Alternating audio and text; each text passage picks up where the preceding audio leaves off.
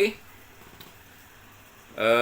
manfaat humor yang berikutnya dari bukunya Pak Jayus Prana yang judulnya Humorologi, yaitu memperluas pintu gerbang kesiapan diri. Memperluas pintu gerbang kesiapan diri, menerima masukan informasi eksternal dari luar maupun inspirasi internal dari dalam sanubari diri sendiri. Memperluas gerbang kesiapan diri, menerima masukan informasi eksternal dari luar maupun inspirasi internal dari dalam sanubari diri sendiri. Orang kalau egois biasanya nggak mau menerima pendapat orang lain. Betul apa enggak? Harus bilang nggak tabok, ya. Akan susah menerima kritik, akan susah menerima masukan. Kalau perlu masukan banyakin tuh. Gua akan berusaha menerjemahkan dari masukan-masukan yang ada mana yang pas buat gua.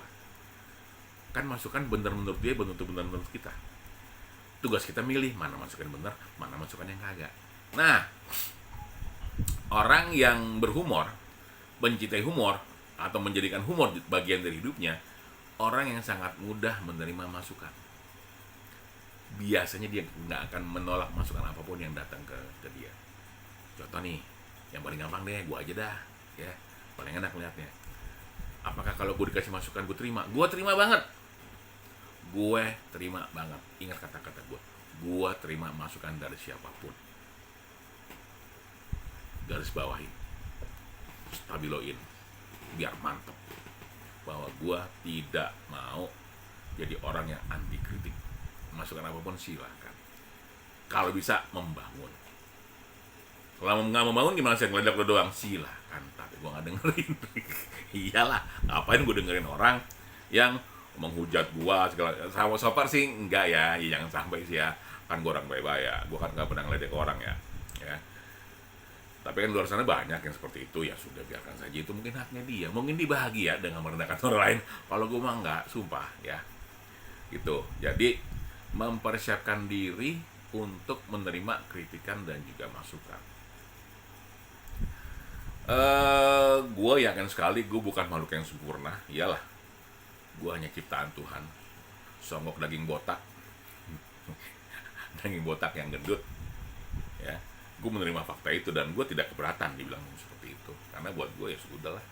Kalau dia ngeledek gue, menghina gue, mungkin senang buat dia. Kalau kenapa-napa, bukan kenapa-napa maksudnya kecelakaan enggak, tapi kalau misalnya dia ternyata dapat dosa dari sana, kan urusan dia ya, bukan urusan gue ya. Kan gue nggak mungkin ngambil dosa dibuat gue jadi banyak dosa gue, ngapain ngambil dosa orang lain, ya. Nah, kemudian kalau misalnya gue itu anti kritik, biasanya gue seneng menilai orang lain dari perspektif gue. Gue akan gampang merendahkan orang lain dari cara pandang gue, dari cara pikir gue. Nah, ini gue khawatir. Gue tuh gak berani menilai orang, karena gue merasa bahwa diri gue gak lebih baik daripada dia. Tapi dia pimpinan sih, ya itu mungkin pimpinan. Tapi ingat, tidak semua pimpinan itu pemimpin. Bedakan antara pemimpin sama pimpinan, ya.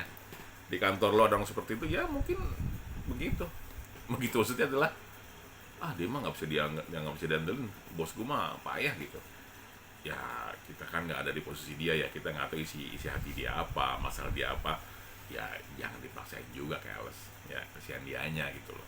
Nah, kemudian kerja atau lagi di buku, itu gue lihat menerima masukan tadi.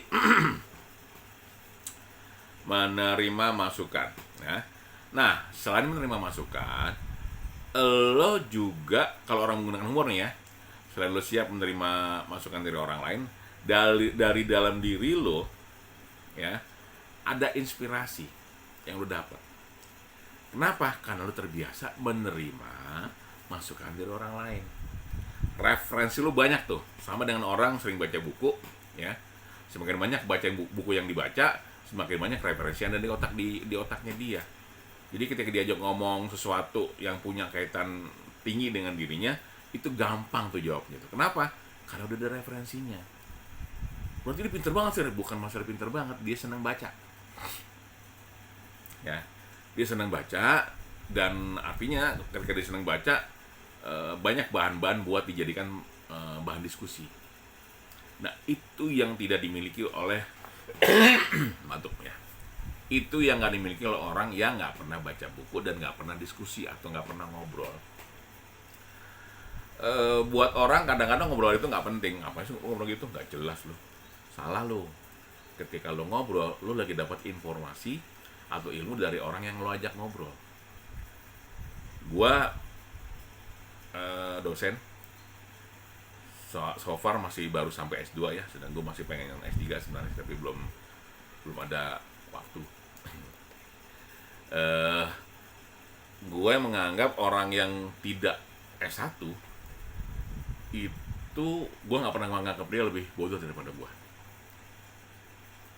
Malah gue melihat fakta bahwa banyak di luar sana orang-orang yang tidak sekolah tapi secara pemikiran itu jauh lebih hebat daripada gue. Ya, bukan berarti sekolah nggak penting, sekolah penting. Tapi apakah sekolah menjamin orang jadi pintar dan hebat? Tidak. Gue harus bilang itu. Ya, banyak orang pintar ternyata nggak bisa kerja juga ada. Tapi ada orang yang tidak pintar tapi dia bekerja keras sih bisa sukses juga. Ya, balik lagi ke diri orang tersebut. Ya, masing-masing seperti apa. Nah, orang-orang yang punya inspirasi dari dalam bisa saja memang dia referensinya kuat atau dia dapat itu dari berbincang dengan banyak orang. Kalau gue sih, gue seneng baca, gue seneng nonton YouTube, gue juga sering iniin ke nonton scroll TikTok ya. Lu jangan berpikir macam-macam, TikTok tuh buat gue salah satu sumber informasi lo, karena banyak banget tips yang ada di sana. Jadi nggak cuma joget-joget doang gitu ya. Tapi kalau mau joget-joget silakan. Tapi kalau lu suruh gue joget-joget, oh gak. Lu bayangin gue joget-joget, orang akan bilang, "Di, ada badak bahagia." Ngomong gitu kan. Saking gedenya gue. Nggak mau gue, ya. Nah, kalau lo punya inspirasi dari dalam, enak nggak hidup lo? Kalau kata gue enak banget. Ya.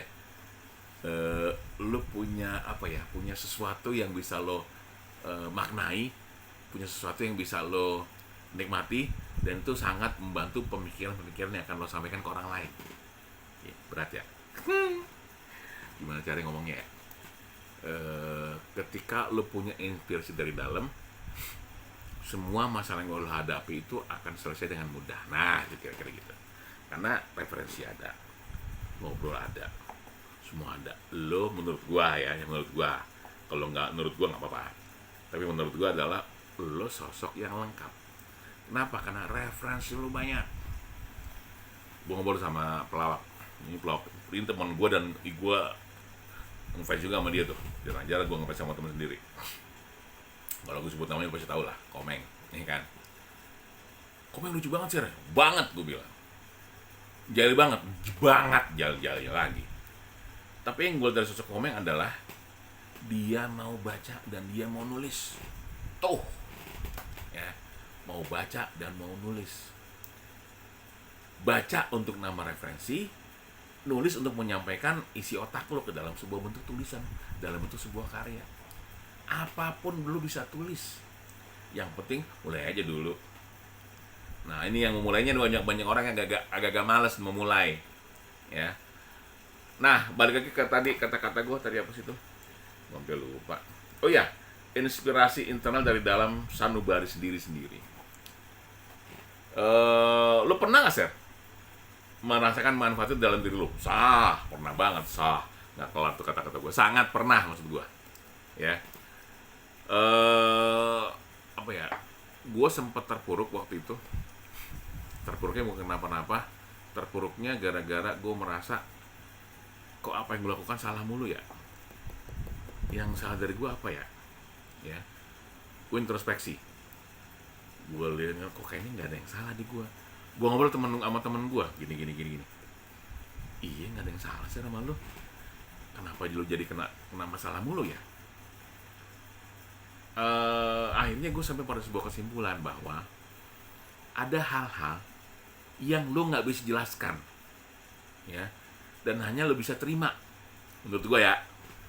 Jadi gue pada saat itu ya sudah, gue nerima aja, dan inspirasi dari dalam diri gue adalah berusaha untuk sabar menerima itu sebagai bagian dari dinamika hidup. luar biasa ya. Jadi lagi-lagi gue ulang ya, kata-kata hari ini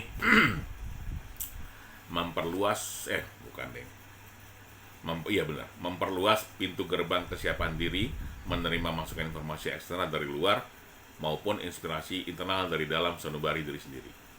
Itu adalah manfaat humor hari ini. Begitu.